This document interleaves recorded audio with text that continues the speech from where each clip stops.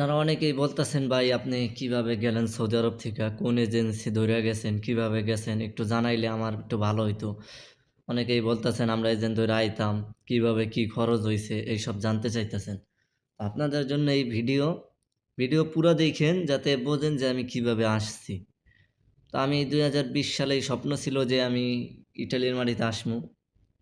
তো তখন পাসপোর্ট বানাই নাই। কিন্তু ২০২১ সালে যখন পাসপোর্ট বানাইছি, বানানোর পরে আমার আশা যে আমি ইটালিতে আসবো। পরে ফ্যামিলির বিষয়ে চেষ্টা করলাম এক জায়গায়, এই জায়গায় হইল না। তারপরে আমার লগের যারা ছিল সবাই লিবিয়া দিয়ে ইটালি চইলা আসলো। আর আমি সৌদি আরবে গেলামগা। সৌদি আরবে আমার আব্বু ছিল ১৭ বছর।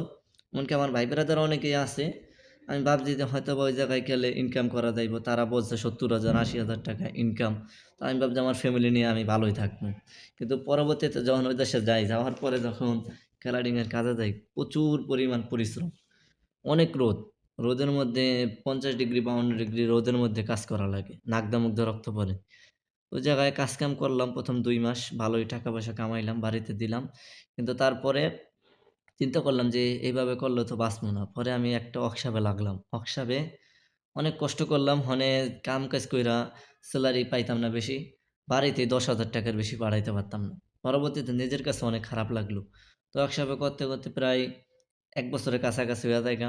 ইনকাম করতে পারি না। পরে আমার এই এক ভাই আমার চাচাতো ভাই সে আলখারিজে কাজে দেয়। ওই জায়গায় ৳২২০০ সেলারি ছিল। খাওয়ান-দাওয়ান সব তাদের।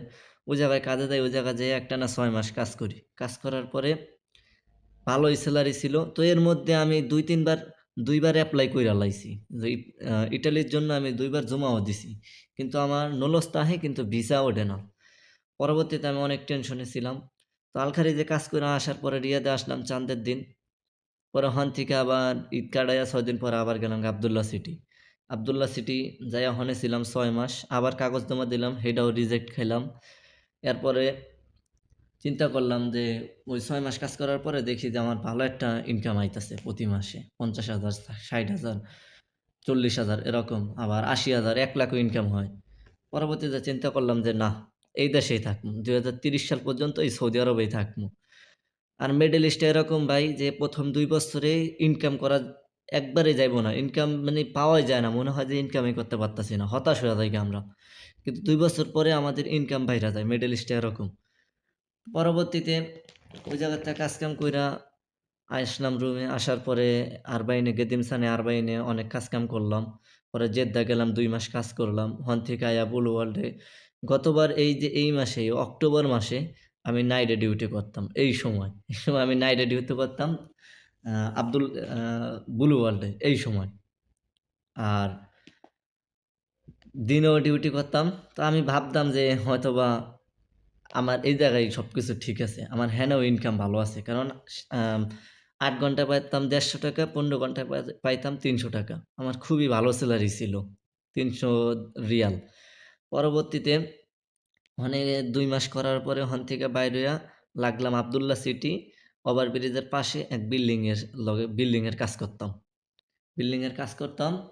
ওই বিল্ডিং এ গ্লাসের কাজ করতাম। একটানা ৩৮ দিন কাজ করলাম। তো কাজ করার পরে হঠাৎ একদিন সন্ধ্যাবেলা একবারে লাস্ট যেদিন পুরা কাম শেষ, ওখান থেকে আয়া পড়তেছি বৃহস্পতিবার রাতে, সন্ধ্যাবেলা আমারে পুলিশে ধরল। মানে আমি নিজে শেষ। পুলিশে যখন আমারে ধরছে আমি ভাবছি যে আমার জীবনের আমার যত স্বপ্ন আছে, আমার স্বপ্ন সব শেষ। হয়তোবা এই জীবনে আর কোনো সময় দাঁড়াইতে পারবো না। পরবর্তীতে ওখান থেকে আমি জেল খাটলাম। জেল খাইট্টা ১৫ দিন প্রচুর ভরা শীতের মধ্যে সৌদি আরবের জেল অনেক কষ্ট।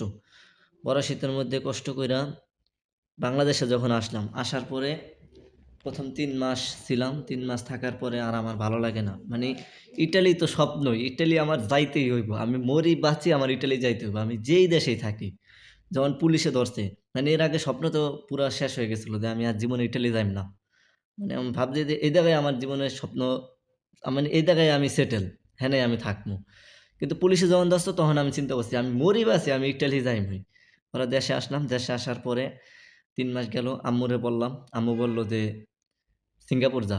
আব্বুও বলে সিঙ্গাপুর যা। কিন্তু আমি আমার বোনেরে বলছি যে আমার একটা বোন আছে। তারে বললাম যে, "আপু আমি ইটালি যাইমু, লিবিয়া দিয়া।" তো আমার বোনে এক কথায় রাজি হয়ে গেল গা। যে, "তোর যেইটা ইচ্ছা।" তোর যেইটা ইচ্ছা আমি আমার আমি মারে, আব্বুরে আমি ম্যানেজ করমু। কিন্তু তোর লিবিয়াতে যাইতে মন চায় আমি ওই জায়গায় তোরে পাঠাইমু। তোর আগেও স্বপ্ন ছিল, তোর স্বপ্ন আমি পূরণ করমু। পরবর্তীতে আম্মু এরা রাজি হয় না। পরে আম্মু এগো কইলাম, "আমি গলায় ফাঁসি দেয়া মইরা যাইমুগা। আমার যদি না পাঠাও।" পরবর্তীতে আমারে এই লিবিয়া দিয়া কাগজ জমা দিল ঈদের পরে। এই ঈদের পরে মাত্র ৪ মাস ছিলাম দেশে। সৌদি আরবে তো জেল খাইটটা যেয়ে ৪ মাস ছিলাম। ৪ মাস পরে জমা দিলাম। জমা দিয়া বাংলাদেশ থেকে ইন্ডিয়া, ইন্ডিয়া থেকে শ্রীলঙ্কা এভাবে এমন কইরা লিবিয়া আসলাম। তো ভাবছিলাম যে আমার মনে হয় দ্রুত গেম হয়ে যাইবগা। কিন্তু কপাল ভাই আমি জেনে দেই হেনেই আমার কপাল খারাপ। পরে ৫ মাস ছিলাম লিবিয়াতে। তবে আমাগো দালাল যে সে ভালো ছিল, খাওয়ান-দাওয়ান ভালো দিত। খুবই ভালো ছিল।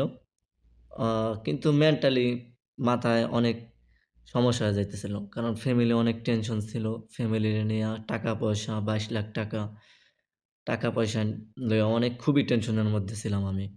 তারপরে আমাদের গেম ঘরে পাঠাইলো। ৪ মাস, পুরো ৪ মাস হয়ে গেছে। তারপরে আমাদের গেম ঘরে পাঠাইলো। গেম ঘরে ১৪ দিন ছিলাম। ওই ১৪ দিন ছিল একটা জাহান্নাম। দুনিয়ার বুকে জাহান্নাম যেটা বলে তা দেখাইছি লিবিয়াতে। এক বেড়ার ঘরে ছিলাম। বেড়ার ঘরে ছিলাম ৩ দিন। ৩ দিন ওই ৩ দিনের মধ্যে ১ দিন খাওয়ানি দেয় নাই।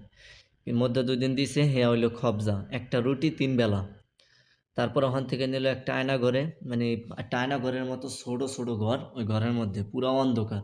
অন্ধকার ঘরের মধ্যে নিয়া ওই জায়গায় রাখলো আমাদের আ ১১ দিন। ওই ১১ দিনে প্রতিদিন খবজা দিত। মধ্যে ২-৩ দিন খবজা পাই নাই। মানে একটা রুটি দিত, ওই রুটি ৩ বেলা খাইতে হইব। ওই রুটি খাইয়াই থাকতাম। কোনো ফ্যান নাই, কিছু নাই, অন্ধকার। তার পরবর্তীতে গেম দিল ৭ ফিট ঢেউর মধ্যে। যখন বোর্ডে উঠছি, বোর্ডে উঠার ১ মিনিট পরে যখন বাউন্স খাইতো, বাউন্স খাইয়া ৪ হাত ২ হাত উপরে উইঠা যাইগা। হ্যাঁ, পরে পড়ি নিচে। উইড়া যাইতাম গা, এরকম একটা অবস্থা। খালি কলেমা পড়তেছিলাম যে, "মইরা যাইমগা, মইরা যাইমগা।" যখন চোখের সামনে রিসিপ্টটা দেখছি না, মানে মনে এত্ত ভালো লাগছে যে মনে হইছে যে জীবনের যত কষ্ট আছে সব গেল গা। যত কষ্ট আমি পাইছিলাম, না আমার জীবনে এত্ত কষ্ট সব শেষ। তখন রিসিপশিপে উঠাইলো। ওরা খুবই ট্রিটমেন্ট-টুকমেন্ট করলো। ৪ দিন ছিলাম রিসিপশিপে। তারপরে আসলাম এই ইটালিতে। ইটালি নেপোলি শহরে আলহামদুলিল্লাহ নেপোলি জুলিয়ানা কোম্পানিয়াতে এখন আছি। আল্লাহর অশেষ রহমতে। আপনারা চেষ্টা করেন। লিগ্যালি হোক, আনলিগ্যালি হোক চেষ্টা করেন। মিডল ইস্ট এরকম। ১০ বছর থাকলেও ১০ বছর পরে দেশে যেয়ে হয়তো একটা ব্যবসা করে খাইতে হইব, আর নইলে অটো চালায়া খাইতে হইব।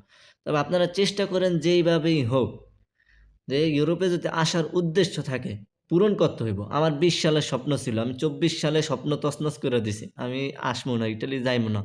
আমি ওই দেশেই থাকবো। কিন্তু আল্লাহর রহমত, আল্লাহর অশেষ রহমত। তার পরিকল্পনা অনেক উত্তম ছিল আমারে নিয়া। আর আমি আজকে ইটালি।